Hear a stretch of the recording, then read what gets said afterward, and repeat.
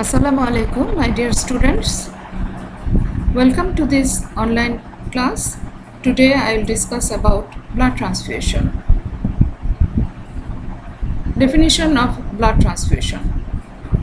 Blood transfusion is the IV infusion of whole blood or its components such as plasma, packed red blood cell or platelets to a patient. So these are the purpose of blood transfusion. Blood transfusion is done for replacement and therapeutic cause, to restore the blood volume, to restore the oxygen capacity of blood, and to replace the clotting factors.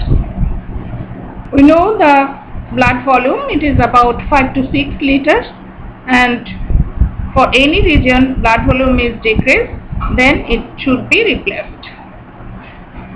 And oxygen capacity of blood, that is transport of oxygen, is done by hemoglobin, and hemoglobin is in RBC. So sometimes RBC is given for restoring the oxygen capacity of blood.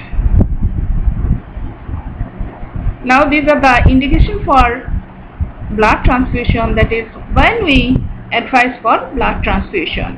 We advise blood transfusion during severe blood loss, severe burn, severe anemia, leukemia, carbon monoxide poisoning, and in some hemolytic disease of newborn.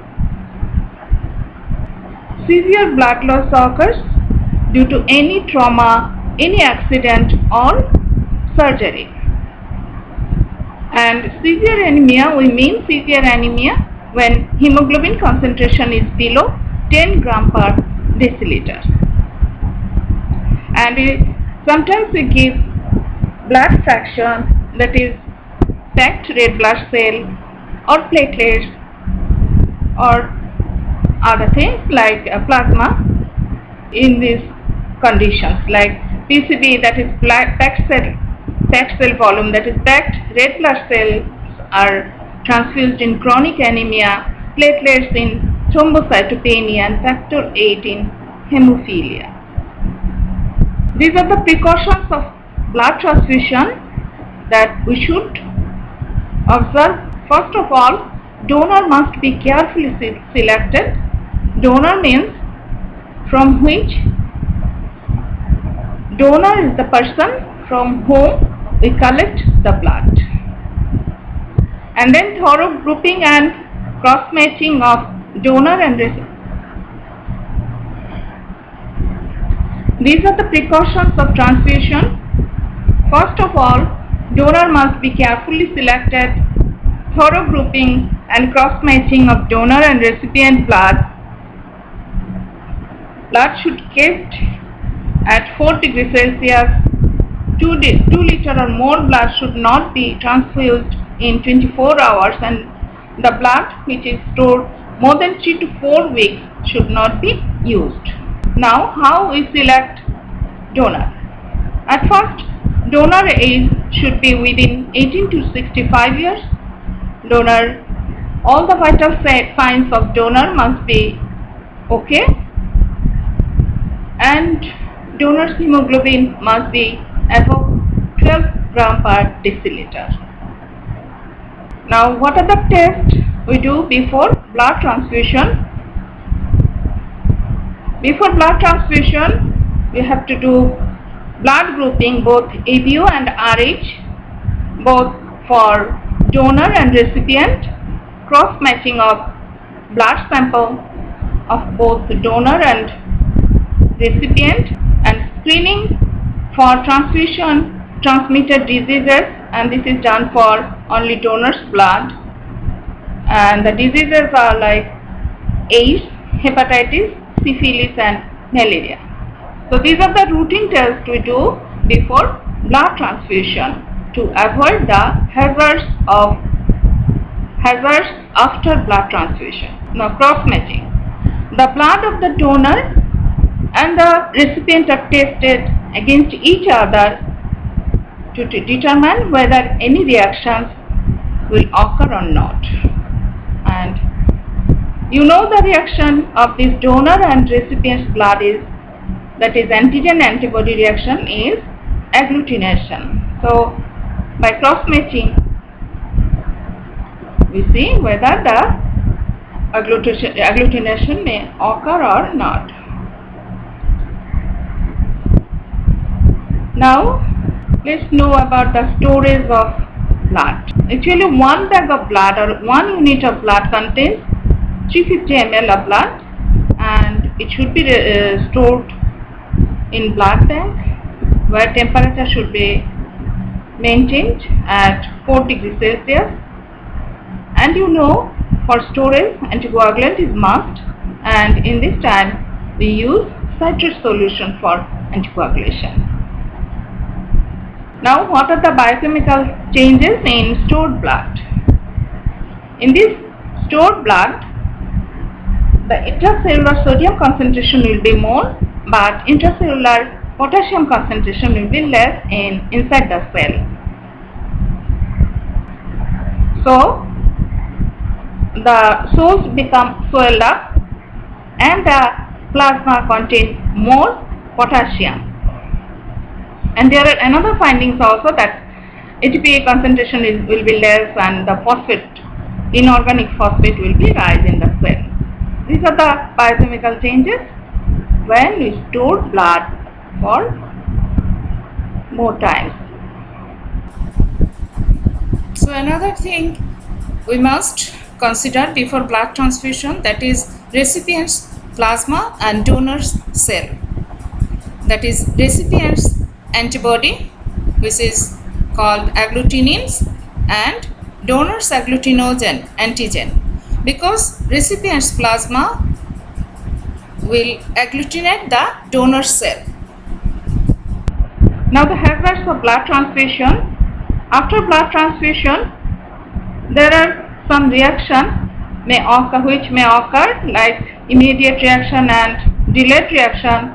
In immediate reaction, these are the reaction like pyrogenic reaction, that is temperature of the recipient may increase. There may be any allergic reaction or anaphylactic reaction or hemolytic transfusion reaction or circulatory overload. And other points are also there, that is bacterial contamination, biochemical upset, following massive transfusion, generalized bleeding tendency, and air embolism. These are immediate reaction. Now, what are the delayed reaction? Delayed reaction, in this condition, transmission of some disease for which we do the screening test. Another point is sensitization, delayed hemolytic transfusion reaction, like multiple microembolism, thrombophlebitis, etc. Now,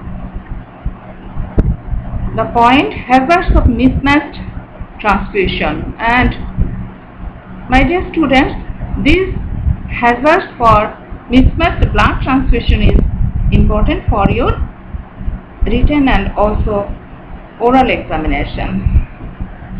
So note these slides very carefully. And this hazards of mismatched transfusion is different from the hazards of blood transfusion. In this mismatched transfusion, these hazards occur when the donor's blood and the recipient's blood is not matched, that is, their blood group is different. So in this condition, what are the reaction? In this condition, there is also immediate reaction and delayed reaction. Immediate reaction, that is, when only a few drops of blood is introduced to the recipient, then the patient may complain severe chest pain, severe backache or back pain, and tightness in the chest, and this is due to the agglutination process. The agglutinated cells causes blockage of the circulation in the thoracic area. The agglutinated red blood cell causes cramp and block the capillaries. So there will be violent pain in back and tightness in the chest. This is immediate reaction. Here, this is one fast finding and is very dangerous. And the delayed reaction, there are three reactions like jaundice, hemoglobinuria and acute renal shutdown. Jaundice is due to the increased hemolysis, and this hemolysis causes increased concentration of hemoglobin in plasma, and also due to increased hemoglobin there is also increased bilirubin level and cause jaundice. And hemoglobinuria is the term that means the hemoglobin present in urine, and it is due to increased concentration of hemoglobin. So they pass through the glomerular membrane and they are present in urine. And another very important point is acute renal shutdown, that is acute renal failure. So what are the mechanisms for acute renal shutdown? And the causes, first cause is when there is antigen antibody reaction, it releases some toxic substances which are